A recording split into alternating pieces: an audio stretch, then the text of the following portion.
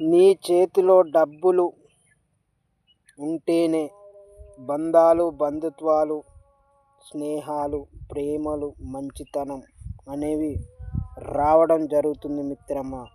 ఇవి ఒక్క రూపాయి కూడా నీ దగ్గర లేకపోతే నీ వెంట ఎవరు రారు. నిన్ను చూడడానికి కూడా వాళ్ళకు మనసు అనేది ఒప్పది మిత్రమా. ఒకవేళ నువ్వు చనిపోయినా కానీ నీ ఇంటి దగ్గరికి, నీ శవం దగ్గరికి నిన్ను చూడడానికి కూడా ఎవరు రారు. అదే ఆస్తి అంతస్తు నీ వెంట ఉంటే మాత్రం నువ్వు కాదన్నా కానీ నీ వెంట పడి రావడం అనేది జరుగుతుంది మిత్రమా.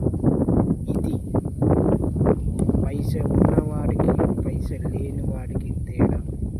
ఇది ముమ్మాటికి పచ్చి నిజం.